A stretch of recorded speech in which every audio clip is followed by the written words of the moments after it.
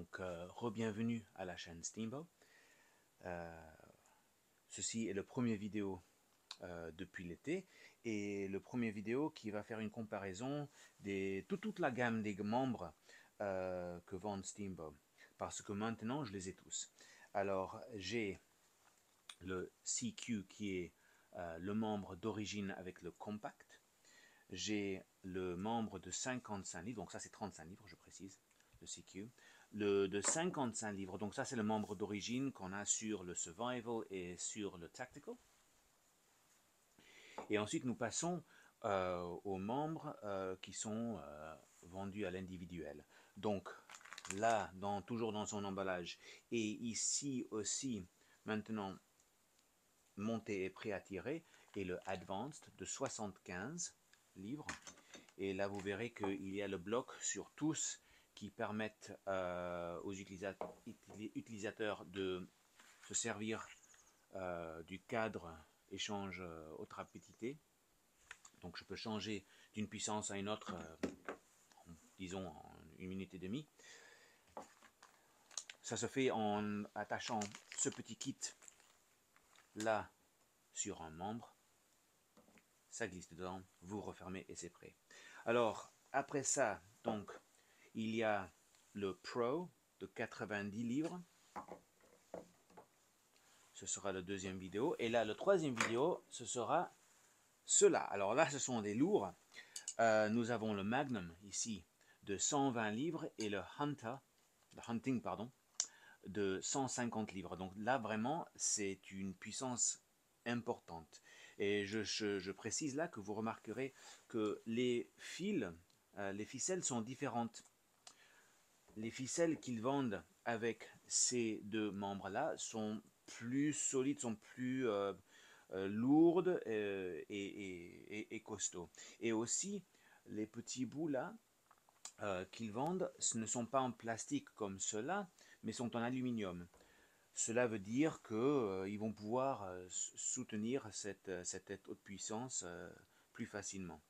Donc ensuite, nous avons toute la gamme de flèches. Nous avons ici, alors tout cela, c'est la version carbone. Hein. Donc c'est une version qui soit est en carbone seulement, ou sinon du carbone à l'extérieur, de l'aluminium à l'intérieur.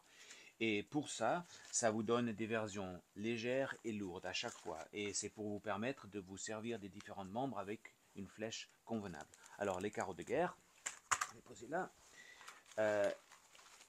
Les flèches de chasse, si c'est permis dans votre pays ou région. Les flèches de haute pénétration, alors encore légères, lourdes. Les bodkin, soi-disant, et les flèches d'entraînement avec la couleur bleue. Et c'est avec ça qu'on va faire les tests aujourd'hui, en principe, parce que j'en ai plusieurs, et donc si j'en perds une, ça ne va pas gâcher les vidéos qui suivent. Alors voilà, pour le vidéo, je vais me servir du Survival, là, que vous voyez avec ma visière qui ressemble beaucoup à celle de Steamboat, et avec l'étui du couteau que j'ai monté là. Ça, ce sera pour les tests de vitesse et donc puissance. Et pour les tests de distance, je vais me servir du Tactical. Et parce que là, il y a, bon, la lampe, on n'en aura pas besoin, mais il y a le laser vert. Ça se voit dans le jour et donc vous allez pouvoir voir où je vise pour voir que le test est correct. Bon, là, je vous montre le petit laser rouge aussi, ça c'est pour les conditions sombres. Les deux arbalètes ont la gâchette de haute performance. Là, vous la voyez en rouge, c'est en noir sur l'autre. Ça va me permettre de pouvoir tirer la gâchette plus facilement quand je passe aux membres de haute puissance en gardant tous les mêmes conditions par rapport aux trois paires de membres. Mon chronographe est en place, la cible aussi. Le chronographe mesure en pieds par seconde, donc je ferai la conversion plus tard. Les membres de 35 livres sont en place. Je vais me servir des flèches légères parce que ce sont les membres les plus faibles de la gamme. Et là maintenant, je vais charger le Survival. Bien.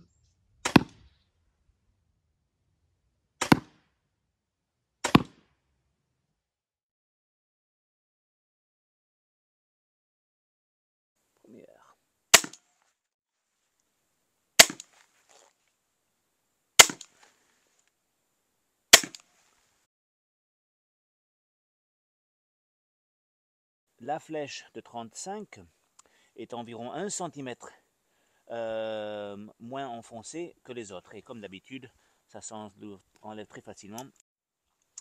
Je vais vous faire un point de repère avec les flèches plus lourdes, parce que ce sont celles-ci qu'on va utiliser pour les autres membres plus puissants dans la gamme.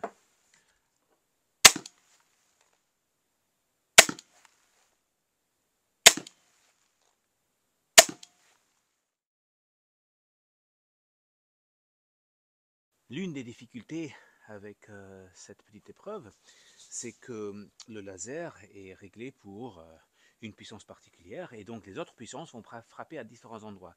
Donc je fais d'abord des coups pour avoir une idée d'où je dois viser pour atteindre la partie de la cible qui me convient. Et là, pour les 35 livres, je dois en fait viser au-dessus de la cible même. Alors environ pour moi d'ici, ça ferait 4 ou 5 cm au-delà de la cible. Alors je vais faire le premier coup et vous verrez ce que je veux dire. Je vise au-dessus, encore et encore. Hop là, hop, pas mal. Donc très facile à charger, il faut dire. Et donc ça c'est à 10 mètres. Cette cible est à 10 mètres de moi. Je vais maintenant la reculer d'environ 4 mètres de distance. Et je vise dans le même endroit.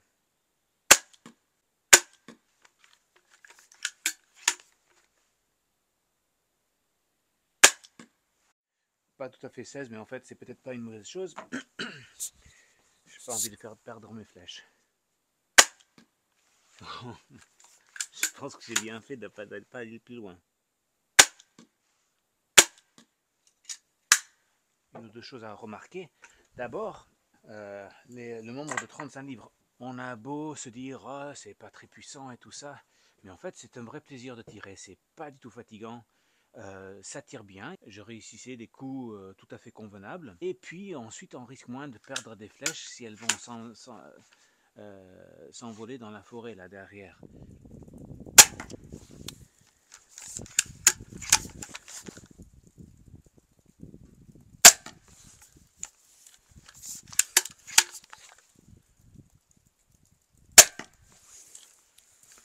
Donc mes 3 coups à 10 mètres. Donc là j'en suis à pile 15 mètres.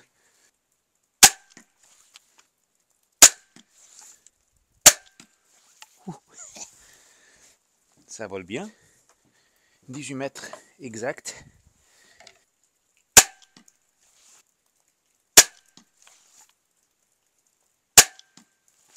Je pourrais reculer peut-être d'1 mètre et frapper par là, mais j'ai pas envie de perdre des flèches. C'est pas nécessaire. Ça montre déjà que avec les flèches légères, on réussit à avoir facilement 2 mètres de plus de distance avec le membre de 55 par rapport au 35, qui s'est arrêté à 16 si je me souviens bien.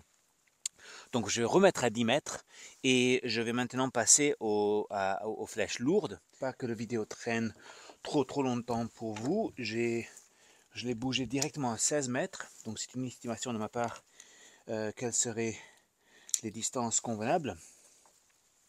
Souvenez-vous que 18 c'était faisable avec les flèches légères. Voyons ce que ça donne avec les lourdes.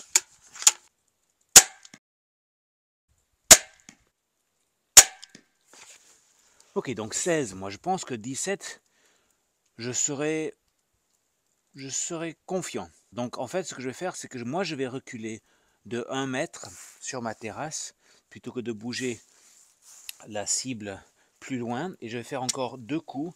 J'ai 2 flèches qui traînent là.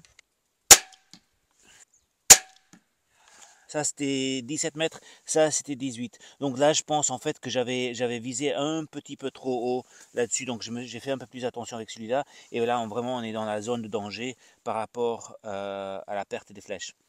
Alors, si vous voulez tirer dans le jardin et vous voulez pas constamment ajuster votre visée, vous pouvez vous dire que entre disons 5 et 16 mètres pour les 35, c'est faisable, flèche légère.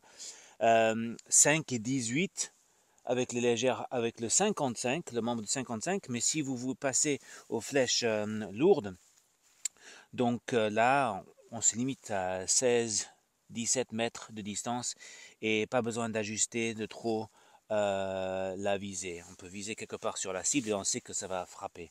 Mais bien sûr, viser vers le haut quand on est à une distance par rapport au point neutre du système de visée. Alors voilà, la prochaine fois ce sera la même chose, mais avec les 75 et les 90. Et après ça, on passera aux 120 et aux 150. Et là, j'imagine que je vais reculer un bon coup. Alors voilà, j'espère que ça vous a plu. À la prochaine, à la chaîne Steamboat en français. Et merci bien d'avoir suivi cet épisode. Bonne journée.